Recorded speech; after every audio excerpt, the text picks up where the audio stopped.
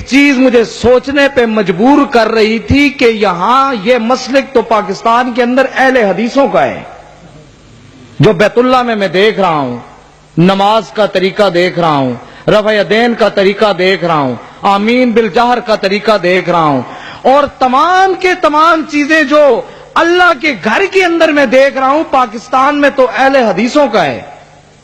اور بہت ہی غلط نظریہ ہم لوگ رکھتے تھے اہل حدیثوں کے بارے میں، کبھی سنا بھی نہیں تھا اہل حدیثوں کو، دیوبندیوں کو پھر سن لیتے تھے، کیوں کہتے تھے کوئی بات نہیں ہے، وہ بھی حنفی ہیں ہم بھی حنفی ہیں، سیم ہے، سیم سے شرک در شرک ہے، کوئی بات نہیں، سن لیتے تھے۔ اہل حدیثوں کو کبھی نہیں سنا تھا، کبھی گئے ہی نہیں تھے، لیکن یہ بات ہمارے سامنے اکثر رہتی تھی کہ یہ طریقے اہل حدیثوں کے ہیں۔ پھر جب ہم مدینہ پہنچے، مکہ سے مدینہ کے اندر دیکھا، ساری زندگی کی یہ حسرت رہی ہے اور پڑھتے رہے تھے، دکھا دے مدینہ، دکھا دے مدینہ، وہ کیسی بستی ہے جہاں ہر وقت تیری رحمت برستی ہے۔ جب مدینے پہنچے، مدینے کو دیکھا اور پھر کملی والے کے روزے پہ حاضری دی، حاضری جب دی تب بھی پتہ چلا کہ یہاں بھی تو وہی طریقہ ہو رہا ہے جو پاکستان کے اہل حدیثوں کا ہے۔ ہمیں کچھ کرنے نہیں دیا جا رہا تھا، میں نعت پڑھنے کے لیے کھڑا ہوا، مجھے وہاں پہ سیکورٹی والے نے روک دیا، کہتا ہے مولوی صاحب نہیں، پاکستان ایران، میں نے کہا پاکستان، کہتا ہے پاکستان بریلوی دیوبندی، میں نے کہا بریلوی، کہتا ہے ہاں پاکستان بریلوی دیوبندی کل مشرک۔ ناراض نہ ہونا میری بات سے، اگر کوئی دوست بیٹھا ہو، وہ بات کر رہا ہوں اللہ کے گھر میں ممبر رسول اور بیٹھ کر جو مجھ پر بیتی ہے۔ اس نے کہا کہ پاکستان بریلوی دیوبندی کل مشرک، میں نے کہا مواعد، کہتا مواعد اہل حدیث پاکستان۔ اس نے ایک فکر دے دی مجھے نبی علیہ السلام کے روزے پر، میں سوچنے پہ مجبور ہو گیا کہ اس مسلک کو اسٹڈی تو کروں، دیکھوں تو صحیح یہ مسلک ہے کیا، یہ لوگ کہتے کیا ہیں، دور تو ہم ان سے بہت ہیں لیکن دیکھ تو لیں۔ پہلے تو ہمارے دماغ کے اندر یہ بات ڈال دی گئی تھی کہ ان کی بات کو سننا ہی نہیں، کیوں؟ یہ کہتے تھے ہمارے قابل تو ہمیں یہی پڑھاتے آئے ہیں کہ باقی سب کو سن لینا، اہل حدیثوں کو نہ سننا۔ اور پھر جب میں حج سے واپس آئے، حج سے واپس آنے کے بعد پاکستان کے اندر تو میرا ایک دوست ہے پٹھان، اہل حدیث ہے، میرے پاس کبھی کبھی آتا ہے، لیکن میں دیکھتا ہوں کہ پڑھے لکھے لوگوں سے زیادہ وہ بہتر ہے کہ اس کو میں نے صرف اتنی بات کی، میں نے کہا یار وہاں مکے مدینے میں تو سارا تیرا مسلک میں نے دیکھا ہے، تیرے مسلک کے لوگ ہیں۔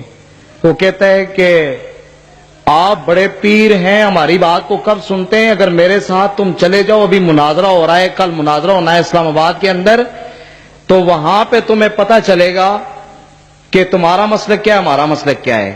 کون آ رہا ہے؟ طالب الرحمان شاہ صاحب آ رہے ہیں، آپ سب لوگ جانتے ہوں گے، پروفیسر طالب الرحمان شاہ صاحب، مسلک کے حق، مسلک کے اہل حدیث کے بہت بڑا سرمایہ ہیں، وہ آ رہے ہیں، اور ساتھ انیب قریشی صاحب کا مناظرہ تھا۔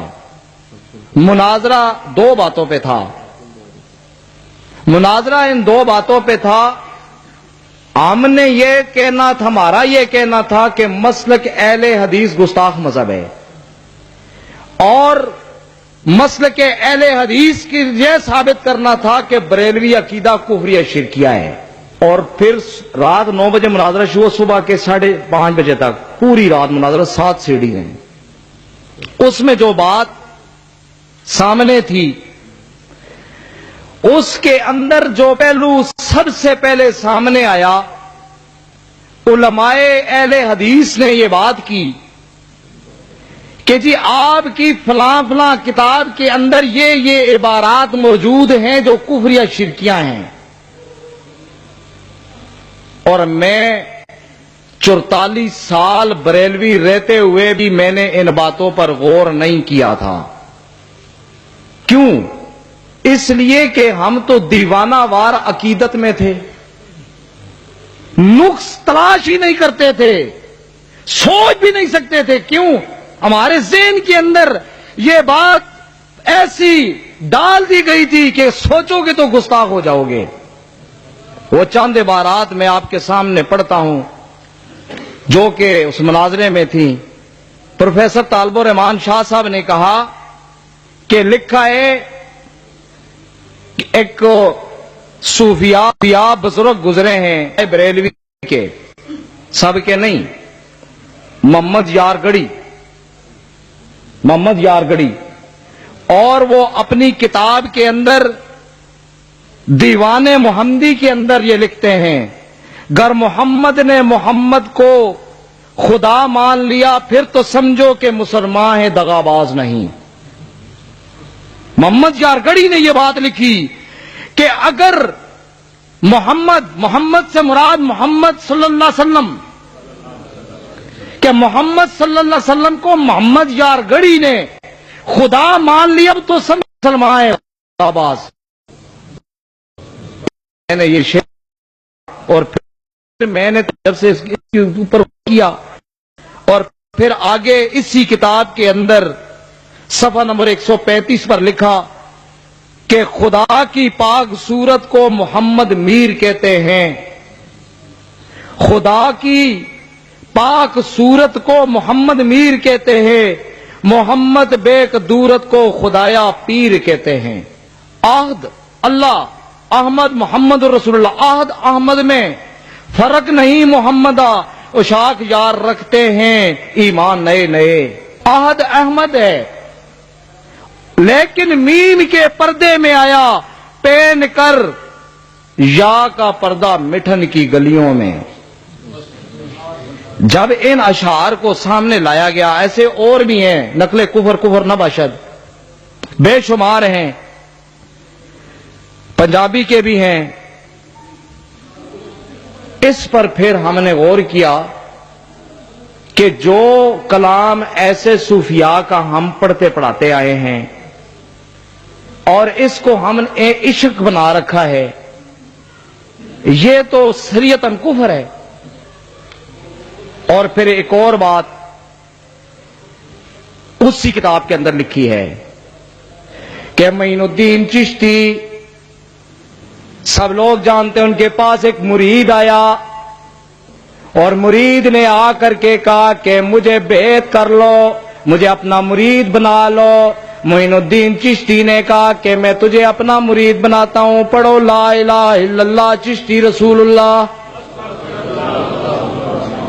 जिसके अंदर साफ साफ उसने अपना कलमा पढ़ाते हुए जब ये बात की, हम तो अकीदत से उसे मानते चले आए, हमें तो पता भी नहीं था। जब ऐसी बातें आई मेरे सामने, मेरा दिल कांप उठा, मेरे दिल के अंदर एक तड़प उठी, मेरे दिमाग ने करवट लिया और मैंने फिर फैसला किया कि नहीं अफजल कादरी, जो तूने मक्के के अंदर और मदीने पाक के अंदर नबी के रोजा पे जो अकीदा देखा है वो अकीदा अहले हदीस का है और यही सच्चा अकीदा है। इसको फौरन कबूल कर ले, कहीं ऐसा ना हो कि तेरी रूह परवाज कर जाए।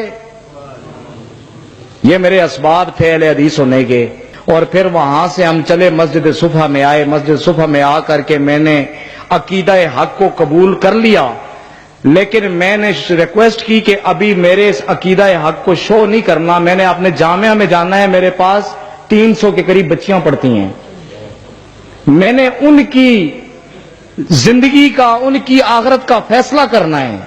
मैं अपने जामिया में आया, मैंने बच्चियों वो सीढ़ियां लेकर के मैंने वहां जामिया के अंदर लगाई और बच्चियों को एक दफा दिखाई तो उन्होंने कहा जी बात तो सच्ची है, पूरी सीढ़ियों के अंदर हमने इस चीज को अखज़ किया है कि अकीदा हक है तो अकीदा अहले हदीस है, लेकिन हम छोड़ नहीं सकते। किसी ने कहा कि हमारे माँ बाप का मसला है, किसी ने कहा हमारे घर का मसला है। बहरहाल दोबारा फिर देखी, 3 बार 4 बार 5 दिन तक हम इसके ऊपर सर्च करते रहे। 5 दिन तक अल्लाह की रहमत से 5 दिन के बाद मैंने वहां पे बैठकर कहा कि आज फैसला करना है کہتے ہیں کہ قادری صاحب آپ کا کیا خیال ہے؟ بچیوں نے کوشچن کیا. میں نے کہا کہ میں عقیدہ حق کو قبول کر چکا ہوں، جس پر 265 بچیوں نے عقیدہ اہل حدیث کو قبول کیا.